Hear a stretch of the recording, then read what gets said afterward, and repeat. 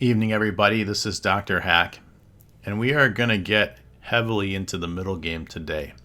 We're going to learn about initiative. We're going to give you guys a system to solve tactics. We're going to learn how to spot tactics within our games the first time it comes up so that our spidey sense goes off. We're going to do all that in one video, guys. Just so you get the idea of how powerful this is, what we're about to do, the last time I taught this lesson was to a 1300 on chess.com, and over the next week they became a 1700 on chess.com. That was last week. So buckle in, take this lesson to heart, and use it how you will. Let's do this. Okay, so we're going to start off the discussion with a Grandmaster game, Bobby Fischer versus Mikhail Tal. And this game was played in 1961 in Yugoslavia. Mikhail Tal was crowned the world champion in 1961.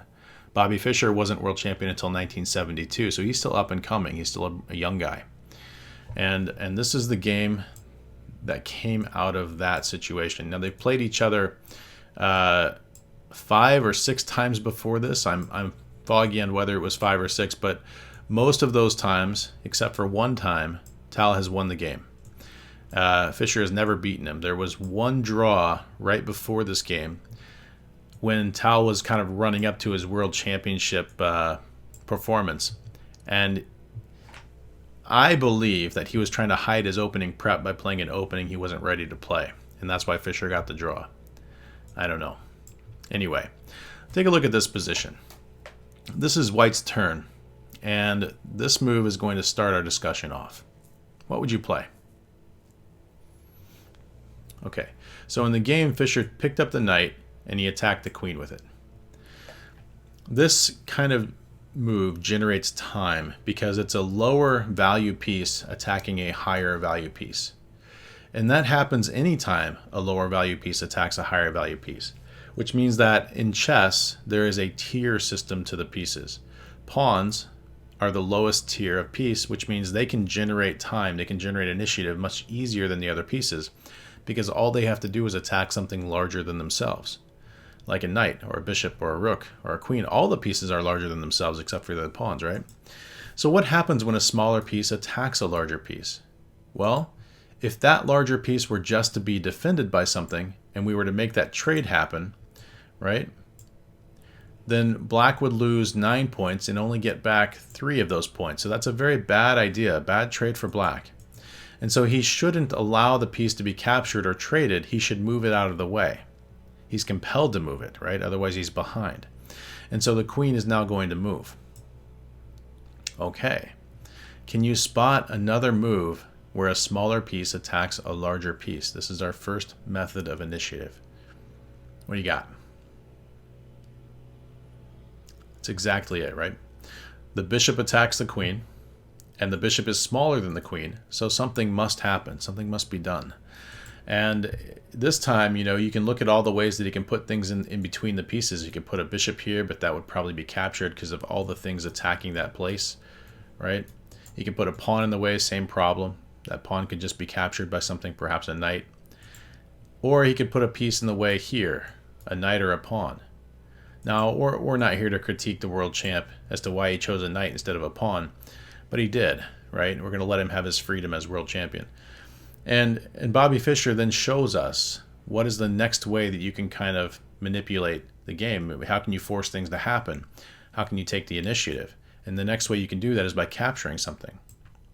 Because when we capture something, we're ahead in material value, and our opponents are compelled to get that material value back in order to equalize the game. Otherwise, they're just going to be behind. So if black were to play a different move other than capturing this bishop, he would definitely be behind at this moment, 3 points. And so he takes the bishop back. And now they're even again. He got 3 points and he lost 3 points. Okay, bishop and knight were the same. See if you can find another move here. Smaller value piece attacks larger value piece or captures. What do you got? White to move. That's it, right? The pawn can attack the queen. And the queen is now compelled to move because the pawn is worth less than the queen. Okay? And so she does. And now Fischer plays a move that a lot of you are going to think gains time because it's development, and we know we've been trained to believe that development is good, right? It's the end all be all. It's actually not as good as you might think, because if you can develop a piece and your opponent can develop a piece in the same turn, time's really gone sideways a bit there. It's only going to gain you time if you can develop a piece and your opponent cannot. And so when we play this move for black, it's okay, right? We're somewhere in the middle there. But the next move, a smaller value piece attacks a larger value piece. The larger value piece is compelled to move, right? Well, this is where we get to start to understand that maybe there's a little bit more to the story than what I've said so far. Okay, if a smaller value piece attacks a larger value piece, that piece is going to have to move eventually. But on this move, perhaps what he could do is he could attack something larger than the knight. Because remember, it's a tier system. If we take a lower tier piece and attack a medium tier piece, if he were now to attack something even bigger than the knight, he wouldn't have to move the knight. For example, if he could just pick this bishop up and move it up a square, which he can't do. But if he could, he would be attacking the rook, and then if we took a knight worth 3 points, he could then take a rook worth 5 points, and he gets the better end of that deal, right? And so anytime he can do something bigger than the knight, like say he put us into check, well, we absolutely cannot take the knight because our king is in check. So the knight is safe. Unfortunately, the bishop is not, right? So we would definitely take this bishop. But the knight was safe, right? That's called a counterattack.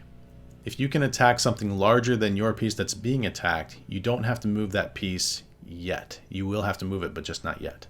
And so Tao picks up this pawn, and he attacks something that's worth the same value as the piece that's being attacked. He says, if you take my 3-point piece, I'll take your 3-point piece. Counterattack. Nice, right?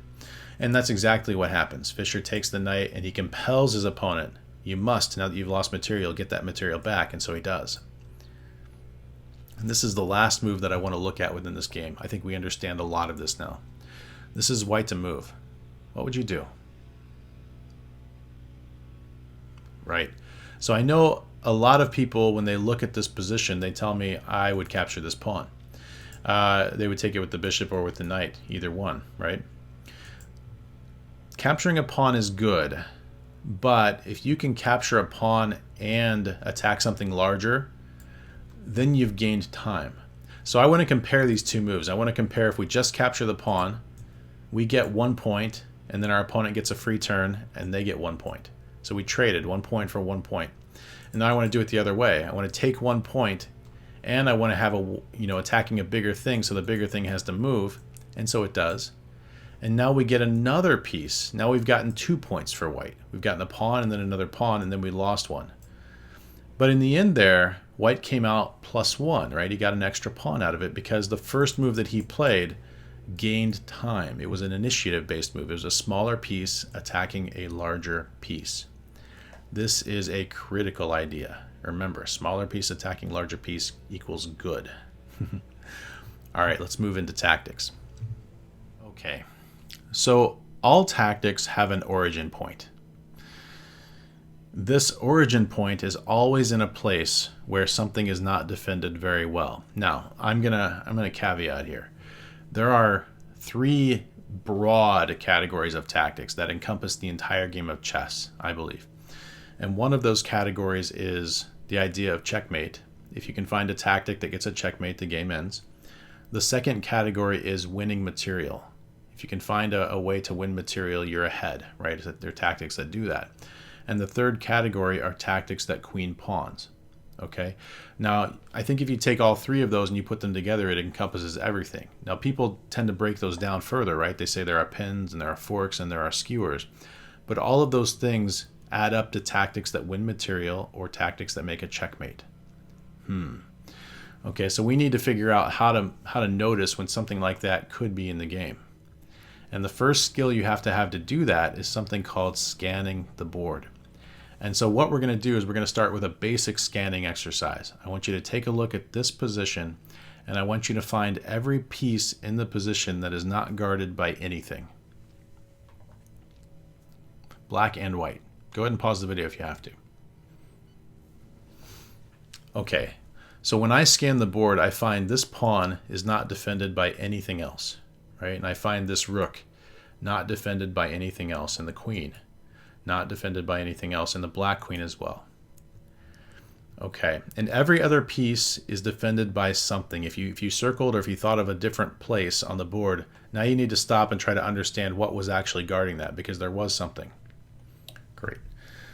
So when we're solving this tactic, we're going to be staring almost solely at those circles on the board. Okay, and let's look at this one first up here. How many moves would it take us to get a piece from where they currently are to that pawn? And I think the answer is many moves, right? Maybe the queen is the fastest one to get there. She could get there in 3 turns. In chess, 3 turns is an eternity of time. Your opponent, it's like throwing a slow motion punch in boxing. Your opponent is going to see it coming. And whether they get out of the way or not, that's on them.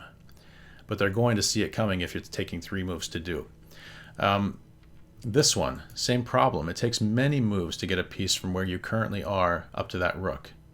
You know, if you're going to use the queen again, maybe you'd move it twice here. Maybe move the pawn out of the way for the 3rd move, and on the very 4th move, it could go and get the rook. He's going to see that coming. Sometimes they don't even see it coming when it takes that long, and they just make a random move that fixes the problem. That's just too long in chess, okay? However, this one, that one's already got a queen talking to it.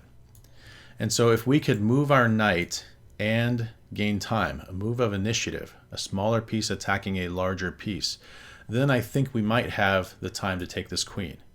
And so we come up with the idea that maybe we should give a check with the knight. Oh, right? Great. So the king has to move, or the knight has to be captured, and he can't deal with this problem in this turn. And so what we do is we end up getting a free queen out of it for a knight. Well, that's great. All of that happened because this piece wasn't defended well enough. Now I'm just going to illustrate that point by flipping the board upside down and showing you what this looks like from white's point of view. Okay? The queen was the only thing in this position for black that wasn't guarded very well, or not at all. And because that piece is not guarded, watch the following sequence of moves. Okay, we lose a queen. Nuts, right? Now we get the knight. So we've lost 9, we've gotten back 3 of those, and now we're going to make a fork, and we're going to capture the queen back. And if you can imagine for a minute that this rook were defending that queen, and black's next move were to play rook takes knight, we would not be winning for white. As a matter of fact, we would have lost an extra pawn. But because the queen was undefended, it allowed this tactic to happen, and the knight will now escape, and white will be ahead by 3 points. So it was all based on the fact that this piece was not defended very well as to why the tactic even existed in the first place. There's always an origin point to every tactic. Okay, and tactics that win material are based off of pieces that aren't defended very well. Now, I'm going to give you a new position with a bunch of things that are not defended very well, right? Take a minute. See if you can find the things that are hanging completely. Okay, so you probably pulled out that the queen is not defended at all, and you probably pulled out that the rook is not defended at all, and the other rook, perhaps you said that one too. Great. So now we have to understand that those places are weak, but there's not always a tactic because of those weaknesses. Sometimes there's a different kind of weakness in the game, and that's this piece. Because this piece is attacked a single time and is defended a single time. It's like having a tug of war. If you've got one person on one side of the rope and one person on the other side of the rope, that makes it weak, because if we throw another attacker on that piece, it can be captured the same thing that a hanging piece could have been done. A hanging piece was 0 attackers, 0 defenders. 1 extra attacker made that piece capturable.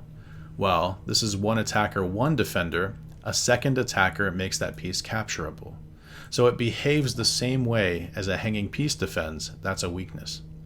There's also a weakness if you have 2 attackers and 2 defenders, as long as it's an equal number. And we could look here and we could see 2 defenders and 2 attackers. That pawn is weak. That knight is weak. This queen is weak. This rook is weak. This rook is weak. This queen is weak, right? And those are the places where we need to stare if we're trying to find an origin point of a tactic. And since there are so many of those circles, we can probably guess that there is something. Our spidey sense will go off here. And we'll say, that's a lot of circles, dude. We need to look for something here. And perhaps we find that we could capture this one or this one, and the queen is trying to defend too much stuff. For example, can she take that back? She could, but now there's only one defender and two attackers here, and this would be checkmate. You could do it the other way as well. It wouldn't be quite as powerful, right? And then when we take this, he takes it back, and then we get the knight for free because it's hanging now. We won a whole pawn there, but the other way we got checkmate. Right? But there were tactics based on this weakness and this weakness. Let's do one more of those, and then let's get into some live examples. Take a look at this one. See if you can't circle all the places on the board that are not defended by anything. And then circle all the places on the board that are attacked the same number of times that they're defended. Pause the video if you have to. Okay, so when I do this one, I notice the queen is not defended. I notice the bishop is not defended. The rook is not defended. There's a pawn, right? Black's got a pawn here. And then we switch gears and we go into the things that are not defended very well. Well, the bishop's attacking this one time and the king's defending it one time, so that's a place. The king's attacking this one time and it's defended and it's attacked one time, so that's a place. And I think those are all of the interesting places on white's side of the board. Black has another one here. There's one attacker, one defender, right? And this one here, one attacker, one defender. And so when I'm solving this from black's point of view, those are, I'm going to encircle the ones on black's side of the board. Those are the places where I'm staring to see if there's an origin of a tactic. And it turns out there are many origins of tactics here. Lots of things that almost work. And one thing that works very well, right? Look at this move. Now that looks very strange because we only got 1 point and we gave up 3. But because all of this other stuff is hanging now, this is attackable, and we can actually even make a fork between these two things. It all seems to work out, right? Now this one is under defended. One attacker, one defender. Can we bring one more attacker to that place with time? Yes, because we can take a smaller piece and attack a larger piece. The king must get out of the way then, and so he doesn't have time to take our rook. And now we can go get his rook, and we can even make a checkmate. Right? All of that comes from the idea that we know where to look in the game in order to find what we need to find. These are the weak spots that are circled here. Let's do this live. Okay, guys, so as we get into these live examples, and my energy level is already running low. I've had a long day. So I want you guys to do all the work for me, okay? Just pull out all the places that are weak on this chessboard. Take a minute. And I see this one first, and I see this one second. I don't know, you two? I notice that the bishop is defended 1 time and it's attacked 2 times. And I notice the queen is not defended by anything. And so if there's a tactic, it's going to happen somewhere in here, a tactic that wins material. This one's not defended, but it's also way off the page, right? We don't have anything that can get there in any short amount of time. Okay. And so the move that I'm spotting here is actually this rook taking this bishop. And the reason I'm spotting it is because if the pawn were to move, this would be a nice little pin for the queen, getting the queen pinned to the king. And we win a queen that way. So I'm pretty sure that if we stare here long enough, we find this move. All right, GG's. Let's do one more. Again, you guys solve this one for me, all right? Find the weak stuff. I know you got it in you. All right, so we have the hanging stuff here. Yeah. And this one's interesting. It's attacked twice and it's defended twice, so maybe.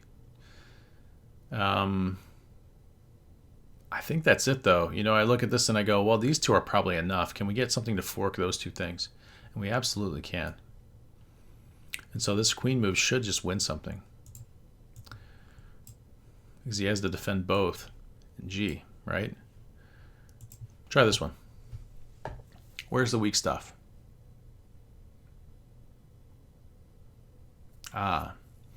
This time it's interesting, isn't it? This time it's a defensive tactic because our queen's under attack. And And we all, we see these moves of initiative as they come in. We see small pieces attacking large pieces. But the problem that with this one is there is nothing on the board that is weak. Not even one thing. The pawns are defended a ton. The knights defended a ton. The rooks, the queen. Right. So that means we have to dig a little deeper here, and we have to find moves of initiative, small pieces attacking large pieces, and we're going to spot this one eventually. And then we're going to say, oh, hey, our move of initiative works. It's going to fork a queen and a rook. That's pretty good, but then we're going to lose our queen. Nuts, right? So we need to save the queen and then get another turn. Right?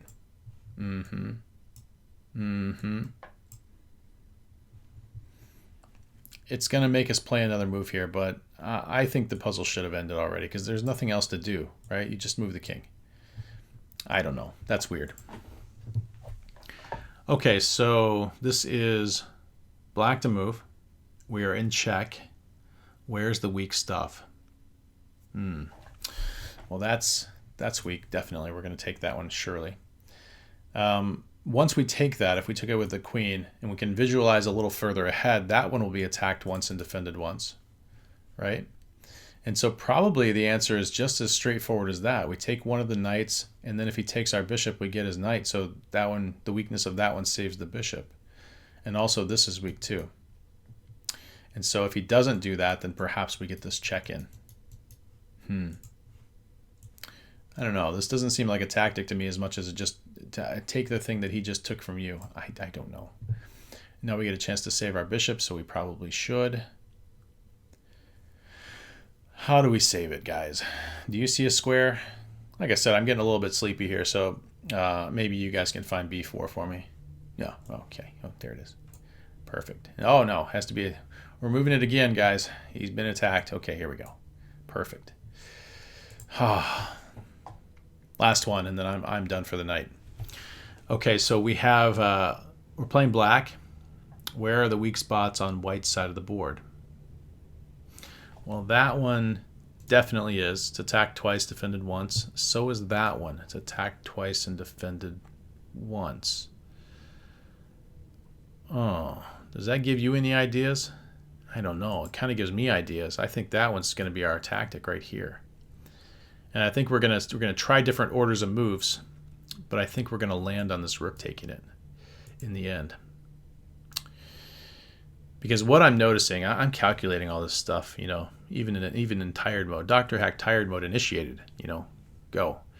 I think we take this one because when he takes back, we get it with that. But I don't think that's what he's going to do. I think he's going to try to remove my defender. And when he does that, I'm going to take something bigger than the knight. And he's going to have to deal with that problem first, and then I'll get the knight back. That's what I think is going to happen. He did the easy one anyways. Oh, I'm wasting so much energy on this stuff, guys. Oh, man. Okay, we got to get the knight out of there. He's got to run. Oh, no, we took him. Oh, great Scott. Good thing we win the puzzle. I think that'll do it for today. We'll be back on Wednesday with more drills. Hope to see you guys then. Take care now. Bye.